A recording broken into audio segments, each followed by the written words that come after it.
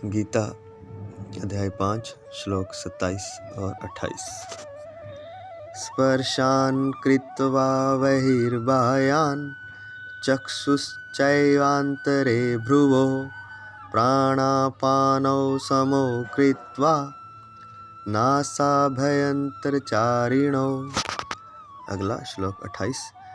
यतेन्द्रियमनोबुद्धि मुनिर्मोक्षपरायणः विगतेच्छा भय क्रोधो यः सदा मुक्त एव सः। बाहर के विषयों भोगों को न चिंतन करता हुआ बाहर ही निकालकर और नेत्रों की दृष्टि को भ्रुकुटी के बीच में स्थित करके तथा नासिका में विचरने वाले प्राण और अपान वायु को सम करके जिसकी इंद्रियां, मन और बुद्धि जीती हुई है, ऐसा जो मोक्षपरायण मुनि इच्छा, भय और क्रोध से रहित हो गया है, वह सदा मुक्त ही है। बहुत ही महत्वपूर्ण श्लोक है और साधना का रहस्य भी है इस श्लोक में कि साधना कैसे करनी है। बाहर के विषयों को न चिंतन करता हुआ बाहर ही निकालकर, बाहर के विषयों को बाहर ही छोड़ दे और खुद भीतर चला जाए। उनका चिंतन ना करे बाहर के विषयों का मन के द्वारा, और भीतर चला जाए। भीतर कहाँ चला जाए? नेत्रों की दृष्टि को भ्रुकुटी के बीच में स्थित करके। भ्रुकुटी वैसे जहाँ पर तिलक लगाते हैं इसे कहा जाता है, लेकिन असल में जो है वह मस्तिष्क के मध्य में है। अर्थात जहाँ तिलक लगाते हैं उसके अंदर की तरफ, आँखों के पीछे की तरफ, थोड़ा अंदर की तरफ मस्तिष्क के मध्य में भ्रुकुटी है। अर्थात जो बंद आँखों से जो हमारी दृष्टि होती है, नेत्रों की जो दृष्टि, एक तो नेत्र बाहर देख रहे हैं और जब हम आंखें बंद कर लेते हैं तो एक देखने की क्षमता हमारे भीतर होती है, उसको भ्रुकुटी में स्थित कर लेना है। अर्थात मस्तिष्क के मध्य में अपने ध्यान को स्थित कर लेना है और नासिका में विचरने वाले प्राण और अपान वायु को सम करके, और नासिका से, नाक में से जो श्वास बाहर आ रहा है, भीतर जा रहा है, उसको सम करके। अब इसमें थोड़ी सी भ्रांतियाँ हैं। कुछ लोग इसे समझते हैं कि जितना श्वास बाहर आया उतना ही भीतर ले गए, अर्थात उसको बराबर कर लिया, लेकिन ऐसा नहीं है। यह बड़े अभ्यास की बात है। जो लोग साधना करते हैं उनको पता चल जाएगा कि सम से मतलब है प्राण और अपान सम हो गए, अर्थात ठहर जाते हैं। तो प्राण और अपान वायु को सम करके, अर्थात ठहरा करके, यह बहुत अभ्यास के बाद आता है, करके जिसकी इंद्रियां, मन और बुद्धि जीती हुई है। जब प्राण ठहर जाएगा, सम हो जाएगा, तो उसकी इंद्रियां, मन और बुद्धि साधक के द्वारा जीत ली जाएगी। इसके बिना ना तो इंद्रियां काबू में आती हैं, ना मन काबू में आता है, ना बुद्धि काबू में आती है।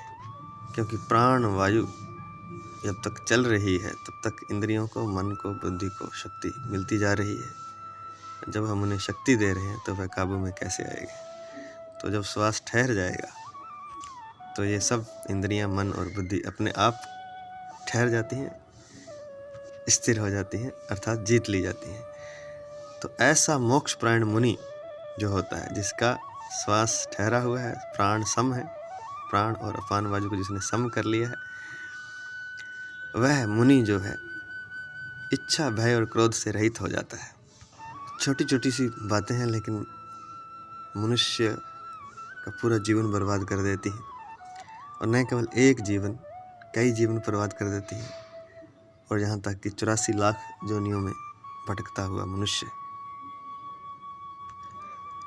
संसार में उलझा रहता है, और उसका कारण सिर्फ एक, इच्छा। पिछले श्लोक में 3 कारण बताए थे, कामनी, कांचन और कीर्ति।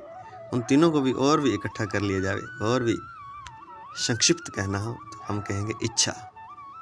हमारी इच्छा ही हमें भटकाती है। तो ऐसे मुनि की इच्छा समाप्त हो जाती है, और इच्छा के साथ ही भय जुड़ा हुआ है और क्रोध जुड़ा हुआ है। जब आपके इच्छा की पूर्ति होने में आपको संदेह रहता है तो आपको भय लगता है। आप कुछ चाहते हैं, वो होगा कि नहीं होगा, तो इस तरह से एक भय रहता है। तो इच्छा के कारण ही भय पैदा होता है, और जब आपकी इच्छा की पूर्ति में कोई बाधा आती है तो आपको क्रोध आता है। तो इच्छा, भय और क्रोध ये तीनों जुड़े हुए हैं। और ऐसा मुनि जिसने प्राण और अपान को सम कर लिया है वह मोक्ष प्रायण होता है और वह इच्छा, भय और क्रोध से मुक्त हो जाता है, रहित हो जाता है। वह सदा मुक्त ही है, वह तो सदा मुक्त ही है। सीधी सी बात है। बड़ा अच्छा लिखा है, बड़ा अच्छा भगवान कृष्ण कह रहे हैं कि वह सदा मुक्त ही है, उसे मुक्ति पाने की जरूरत नहीं है। जिसने प्राण और अपान को सम कर लिया है, बस इतना सा काम करना है। और कैसे किया? नेत्रों को भ्रुकुटी के मध्य स्थित करके। अब नेत्रों को चढ़ाना, कई लोग ऊपर की तरफ चढ़ा लेते हैं। नेत्रों को चढ़ाने की बात नहीं, नेत्रों को बंद करके ध्यान को भीतर भ्रुकुटी में स्थित करना है। ऐसा करके प्राण और अपान वायु को सम करना है, ठहरा लेना है और इसके बाद सब अपने आप हो जाएगा। इंद्रियां भी काबू में आ जाएंगी, मन बुद्धि सब काबू में आ जाएगा। इच्छा, भय और क्रोध से वह रहित हो जाएगा और वह सदा मुक्त ही है। इतना करते ही वह सदा मुक्त ही है। जय श्री कृष्ण।